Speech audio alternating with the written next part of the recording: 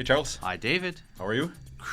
I'm great. It's the end of the week. It's the end of the week. Who isn't happy? Yeah, it's nice. And Especially. Well, go ahead. What were you gonna? well, I did this morning. Forgot it was Friday, Yeah. and so I apologize for only wearing a T-shirt when I see you've got this gorgeous shirt. It's a Black Friday deal. Yeah, Yeah. Holt Renfrew had it on for $50, down from $300, which That's- of course is stupid to begin with. yeah. But once you see that kind of thing, you can't resist. I can't say no. No, of course. You know, I just walked in because I saw these signs and they had a bagpiper doing Christmas tunes. Because Holt Renfrew used to be Ogilvy's in Montreal, which is a very classic Scottish name and department store, very high end, and I would never go in because I'm embarrassed. I don't personally think like Hugo Boss is high end in my mind. It seems kind of plastic. Yeah. But I did do the walkthrough just looking at the liquidation racks. I mean, it's the only way to buy. It's the only way to buy clothing. How do you say no to a deal? You can't. Yeah, exactly. But today we're going to talk. We're going to get behind the headlines, and we're going to talk about. There's so many articles about it, and to our international friends, don't give up because it's about Canada Post. Here we are. Canada Post strike has cost small business $765 million. I have no idea how they calculate that number, but it rings completely true to me. So we are edging our way towards week 4 of a strike at Canada Post. Canada Post, government-owned, quasi-monopoly, if not full-out monopoly on letters, Mailing. on mailing things. I'm going to make the bold declaration that I think this is the death of Canada Post.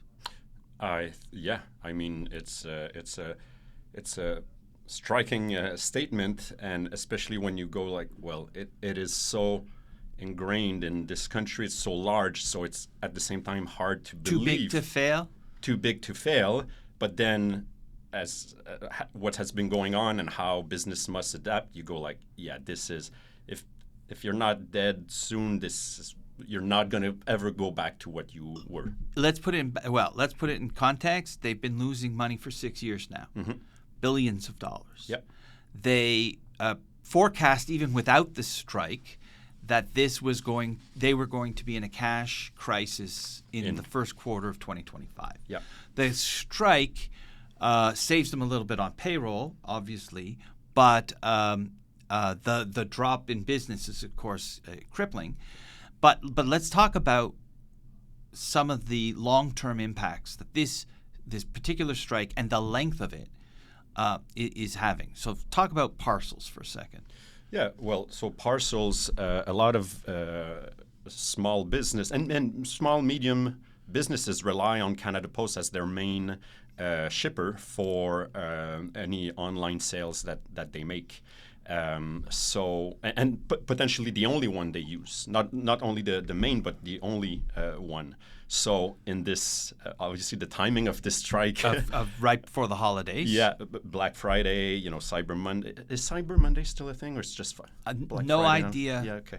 And obviously the holidays coming. This is extremely hurtful to many businesses that.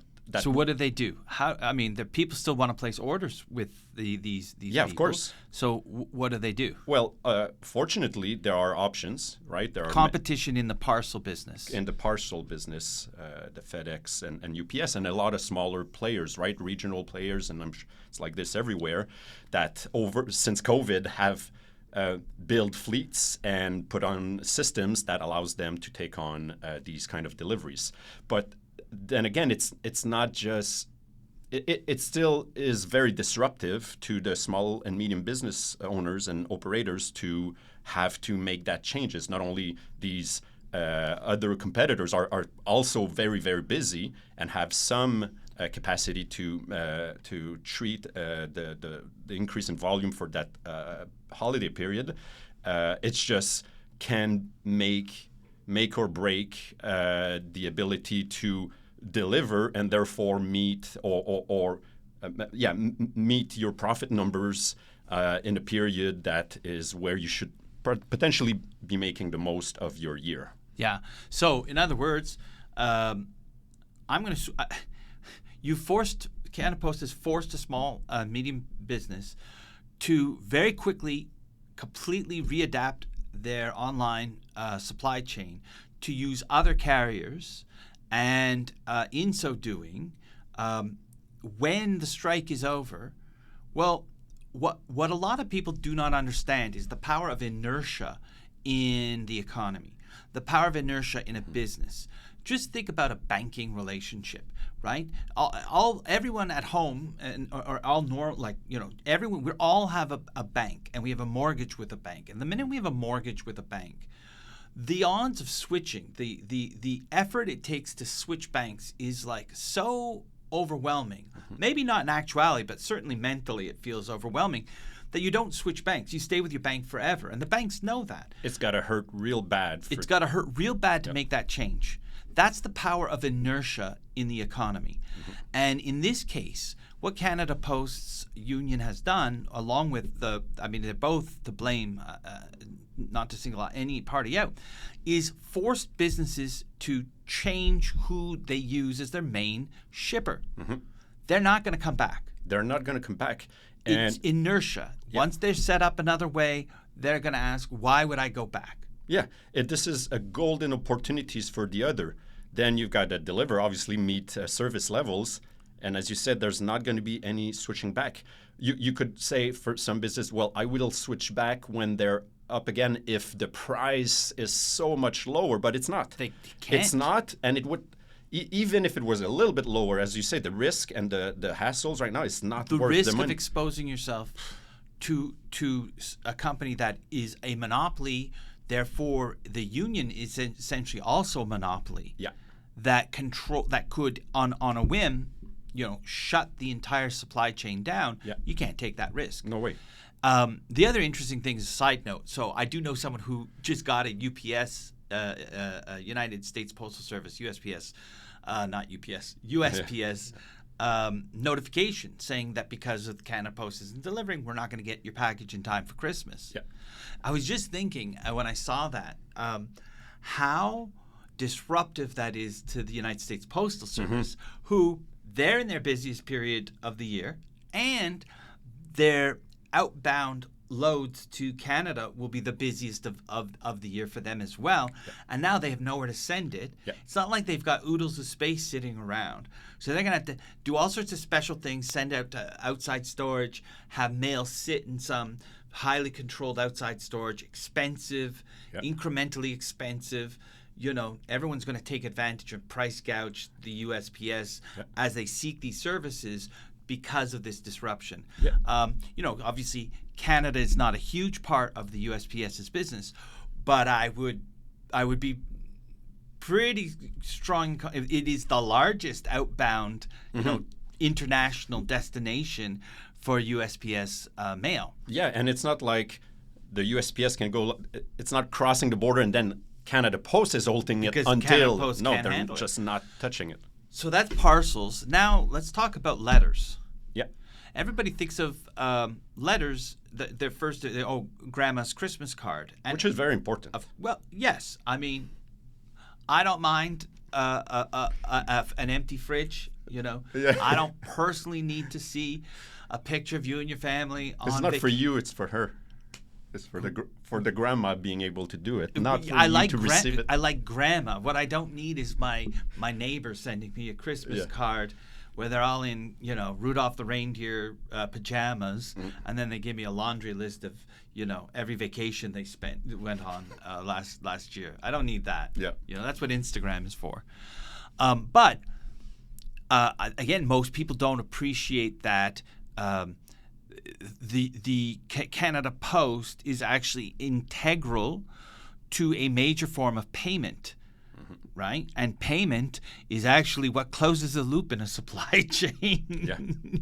Getting paid for goods, and in our case, services, is important. And still a large number of businesses, including very large businesses, use checks and mailing checks as their main form of payment. Yeah. You know, you can pretend that a Walmart or some other behemoth, every corner and nook and cranny of their technology stack is the latest and most updated and it is not. That is not how the world works. No.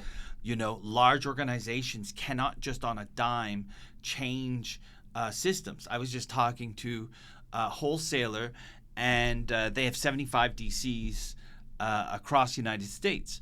They have an 8-year plan to do their WMS changeover because you just can't do more than, you know, one every 2 months. So you do the math, and you know it just takes forever. So a lot. The Canada Post is a critical sinew in the supply chain and in the economy as the medium by which payment is transferred from the customer to the supplier, especially almost exclusively, but importantly in B2B business transactions. So just us. I mean, we had to, you know, the first week goes by, you go like, okay, is this going to be a force back to work? Our measures. Will there be back to work legislation? Yeah, legislation, thank you. And then you go, well, let's check. And then after a week and a half, 2 weeks, say, well, maybe we should do something about this. So even on our end, we had to, our finance department had to list every client that pays us by check, reach out to all of them, accept that there are things that are already in transit and there's nothing to do.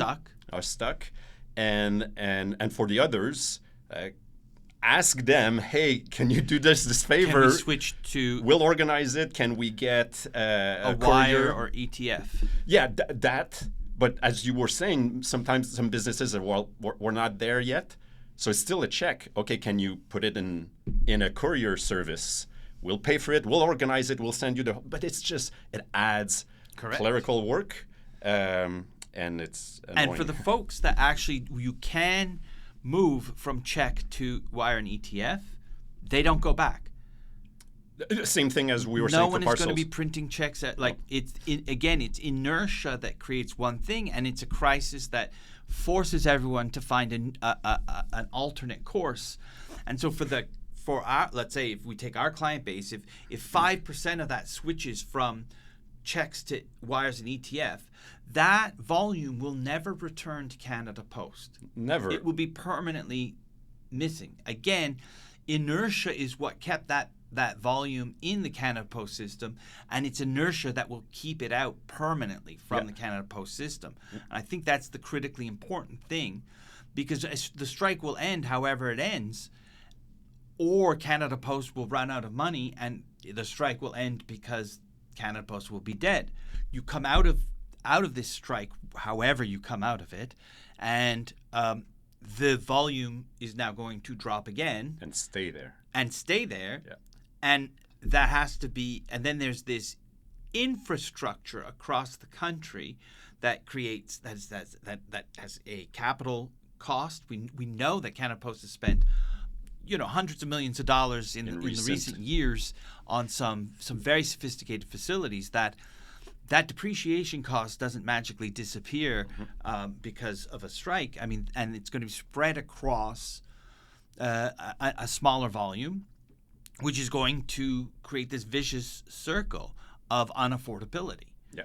And the worst part of this whole situation, and it's the third thing I want to talk about, is how, and you can see this with businesses all over the place, shareholder issues can create a paralysis that prevent a business from solving the problems it has. And in this particular case, the shareholder is the Government of Canada.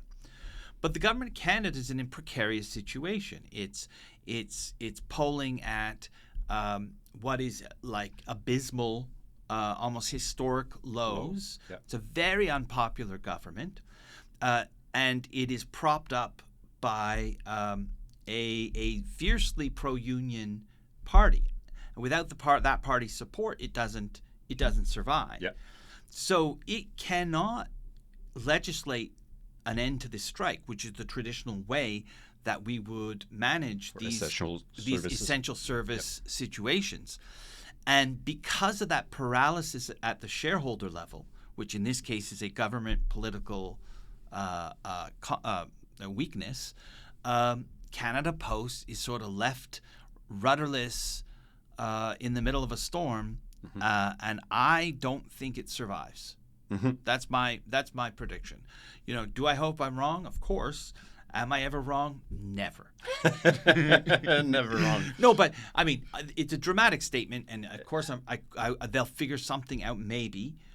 But this is chopping your arm off. This is self-inflicted and hugely debilitating.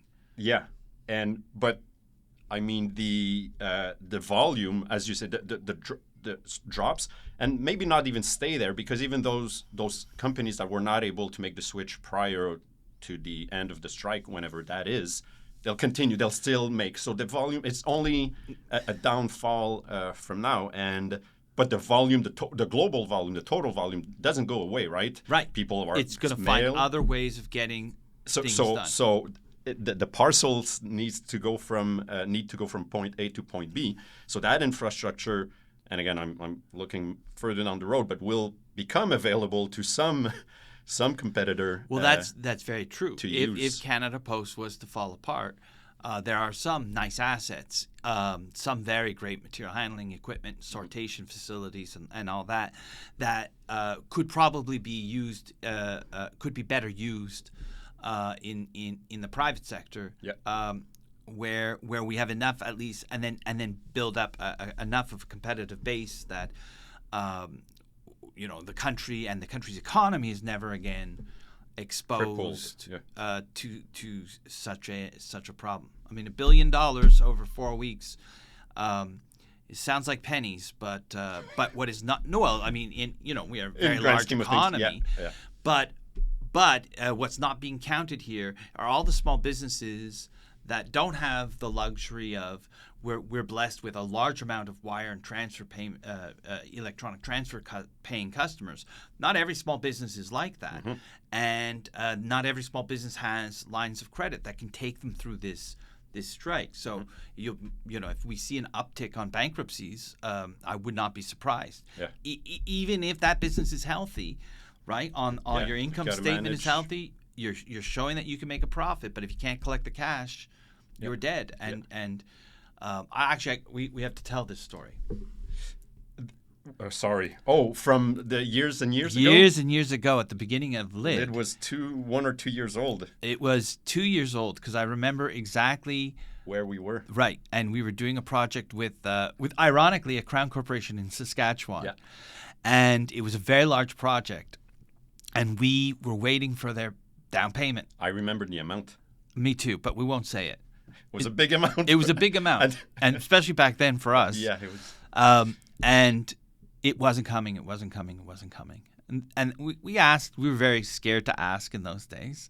But just, if I may ask to the context, we were renting offices on a monthly basis. We were renting month to month in a mostly empty building, because they were going to convert into condos, luxury condos, which by now they've actually built the tower and they've done it. It's very nice. So we were one of the remaining. There were two. Us and another tenant, and when we travel, right, we would all travel. We were a team of 3, so we traveled. And we'd lock the door, the lights would be out, and we were gone because we were in Saskatchewan doing work. We're gone for a week. Yeah. And somehow, so they said they paid, they sent the check's in the mail, And so finally we got this theory, like, is it something with the mail? And we called our local post office, right? Yeah. And it turned out that the mailman would not come by anymore. Would not deliver mail to us anymore, and had written down that we had moved. Yeah. Yeah. And he sees an empty building. Yeah. The door's locked. Yeah.